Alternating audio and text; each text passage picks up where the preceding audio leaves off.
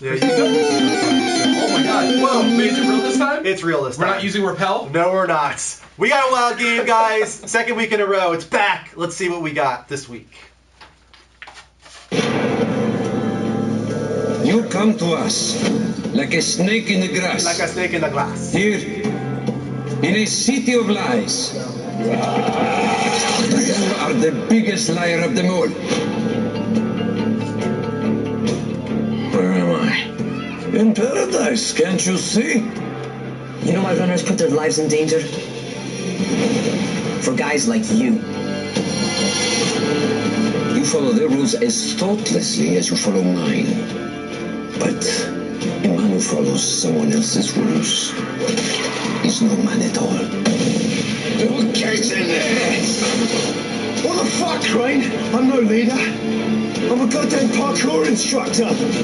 Chaos is the one true order of things. To put them in your eyes is the sheerest folly. You maniac. You just doomed thousands of innocent people. We're out of time, Crane. Shit. I don't know if I can fix this, but I'm sure as hell gonna try. Crane, why do you even give a fuck what happens to these people? You don't belong here. This is just a job for you. I don't want to die here, Crane. Not like this, not helpless. Can I trust you? That is the natural order of things, Crane. Kill or be killed. Eat or be eaten. You don't know how much this means, dear boy. To me, to all of us. You see, we are at war, you and I.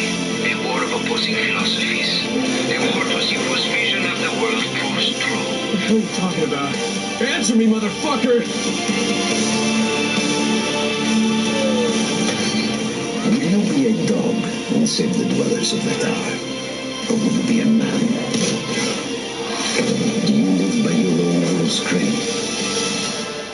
Or are you merely someone else's puppet?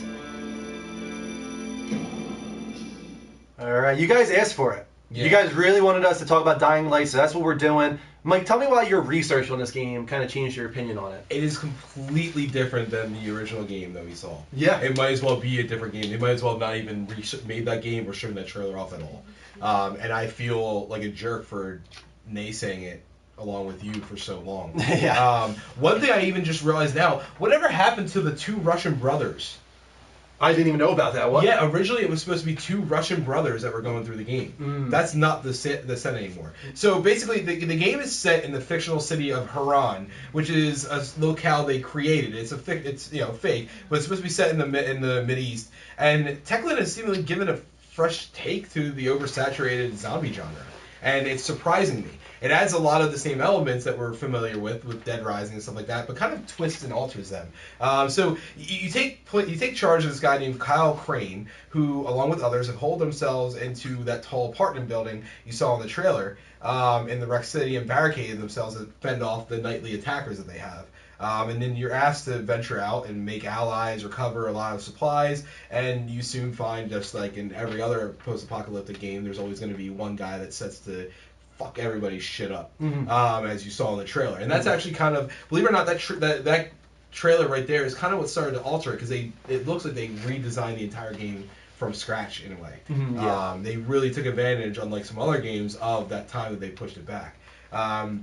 So the main focus of this game is similar to the stepbrother, Dead Island, and that's Survive. Most of us assumed it would be a slightly altered port, which is what we saw at first. However, they've so far impressed me for everything I've learned, turning this, I'll watch people play it, and, oh man, I want to kind of buy it, should I don't know. The story, like I said, is what really helps scale it in that favor, and it's more meaty than its previous sibling. The biggest issue that people had with Dead Island was that it was a little lackluster. They loved the upgrading weapons, they loved the looting and everything like that. Some parts were overly difficult when it didn't need to be, but the story was just bland and not really there, and that trailer kind of let it down, so this is a little bit different.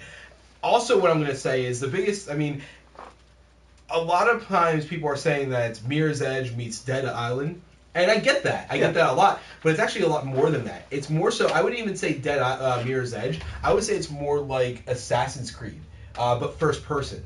Assassin's Creed is a little bit more open than Mirror's Edge. Mirror's Edge was really on rails. So Assassin's Creed is a little more open. I would actually say it's a little bit more like Far Cry first person with free running and stuff like that with parkour. Like I don't know, yeah, you saw the zip line or anything like that. He drops down. That's something you would never do in a lot of those other games. There are the Assassin's Creed feelings.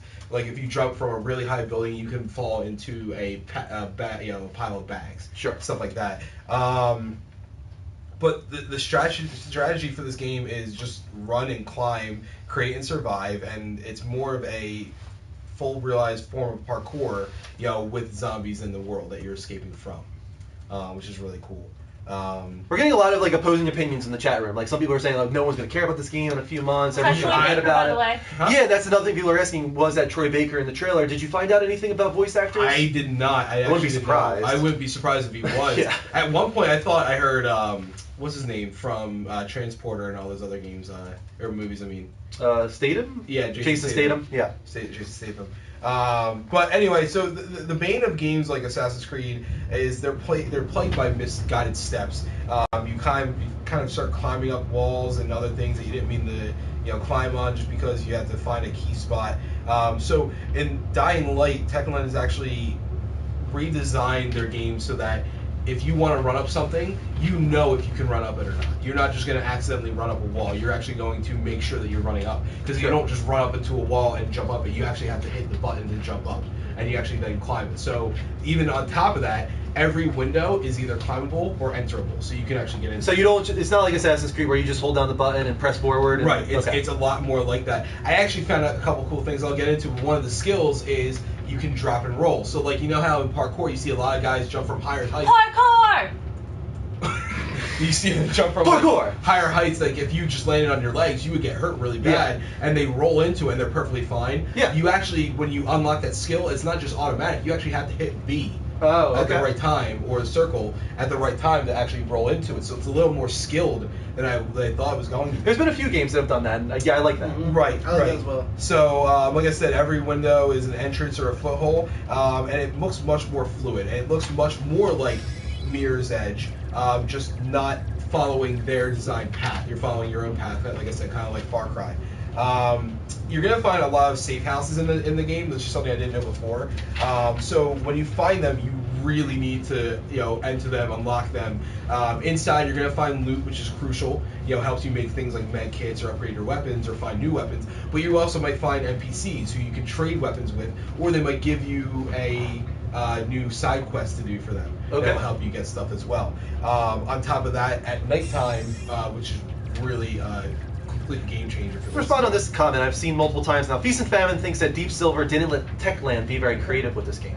I disagree to that. Okay. Again, guys, trust me. I don't know if you've never watched our show, but anytime anybody brought up Dying Light, I was the biggest naysayer, and I said it's going to be crap. Mm-hmm. I actually have said the words "it's going to be crap" multiple times, and I feel like And it still might be, but it still might be. Yeah. But everything I've seen now that I've actually started looking more into it, it's a completely different game than I thought, and I think it's a completely different game that you guys are actually expecting. I think a lot of people are going off of the impressions people got from VGX back in 2013. And it's nothing like that at all anymore. Quick interjection. Roger Craig Smith is credited as Kyle Crane in Dying Light, which, if you don't know, Roger Craig Smith does the voice of Captain America in the Avengers cartoons. He does Batman in Arkham Origins. Okay, Troy Baker plays alongside him a lot of times. He's a Joker in Batman. He is Hawkeye on the Avengers cartoons. So I wouldn't be surprised if that was Troy Baker. Right. But along with the safe houses at nighttime, they're going to be your go-to spots. There's actually a couple things that make the nighttime something to be feared, completely different than the daytime, and so these safe houses will actually be where you need to go to protect yourself, and they'll also be your spawn points because you're going to die a lot. So instead, if you don't have safe houses to spawn at, you're going to just die, spawn from somewhere across the map that you really don't want to be in. As I was saying, the night is something to be feared, and what they have actually done is, we're not unfamiliar to a day and night cycle. Yeah. We see it, but a lot of times all it is just a dark filter, or they change a couple slight things. This actually completely changes everything in the game, and you really have to fear the night. So in the day, you saw they're like the stumbling Dawn of the Dead style zombies. At nighttime, they turn into like the 28 Days Later type zombies, Okay. where they're running after you. On top of that, I can't remember what they named it. But do you remember the creatures that were in I Am Legend? I don't remember what they're called. No, but necessarily. you remember them, right? I did, of course. Yeah, they were. I mean, they were They're hulking. fast. They're big. They're fast. They climb up things. they're in this game or something like it. On top of that, they have this like 4-flap maw that comes down and they basically eat you. So you have to kind of and that's what I was saying, the safe houses. You're basically going to find those safe houses and jump right to them, because if you try to fight this thing, you know, as it's chasing you from rooftop to rooftop, you're going to die. You're pretty much going to get destroyed. If you are in mid-mission, you know how before, like in some games, they'll put you, if the mission was supposed to be at nighttime, it would be night, or if it was daytime, it would be day the whole time you're doing that mission. Yeah. And this one, time does not change no matter what the hell you do. So if a full day cycle, I can't remember how long it takes, but a full day cycle takes 20 minutes, well then if you start it, you're going to hit nighttime possibly. Now you can stop that mission if you want to, but if you continue with it, because it will be much harder given the zombies have changed, if you continue with the mission, you'll be rewarded with double XP. Which is actually pretty cool. So they reward you knowing that it's going to be a harder mission. So that's actually really cool. The zombie program is actually a lot different than I thought. In like games like Left 4 Dead, the zombies just come at you and like swipe at you and everything like that and like hit you. But what zombie is going to do that in real life? Like the zombies we know are going to try to eat your brain, so they're going to grab you, kind of like in Walking Dead, and that's what these zombies do.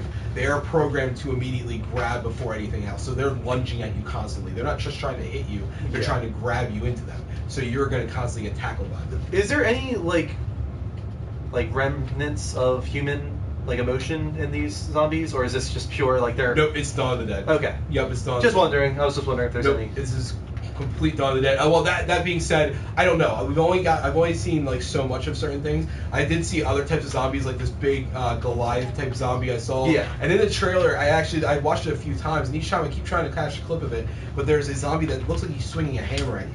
So it could be you find out that the game progresses, but I'm perfectly fine if it's just a typical, straightforward, you know, one type of zombie throughout the whole thing where they do not, you know, because that's what I'd rather prefer. Yeah. But as I was saying, there's ways to customize your playthrough, and this is actually what adds to it.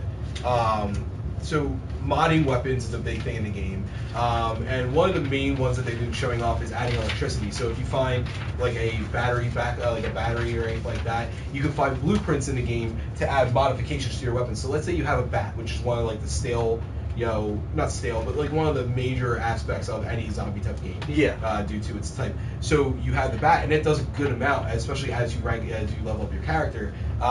You can add electrocution to the bat to now when you hit the zombie, it sends them flying because the jolt sends them flying across the bat, which is actually So this is not really so grounded in reality in any way. No. I mean, the actual movement of it is actually. And one thing I didn't get to was the developers had a few days. They had a training camp with people that were into martial arts and parkour, and actually went outside and they had these obstacles and dummies set up. So the developers themselves, the people programming the game, had to actually feel like what it was like to hit something with a bat and to see how you would act. So if you notice when you're swinging the bat, one of the really cool things, when you swing the bat, you swing from right to left, and then all of a sudden you're ready to swing from left to right. So you're ready to go back and forth. You're not just sitting going like this. Yeah. It's not as fluid as a motion. So that's actually really cool. But then there's even things like there's shields in the game, so you can have a flamethrower to the shield at one point, it looks like, which is really cool.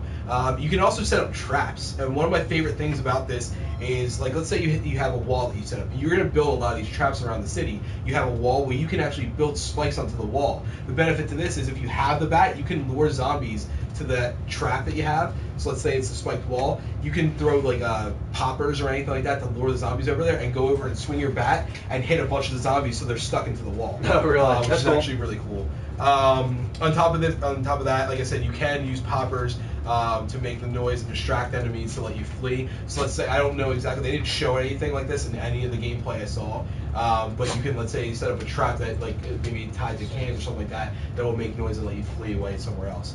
And then leveling up your skill tree. And the skill tree is cool because it's broken down into different forms, like your stamina stuff. Like I was saying, more stuff for parkour.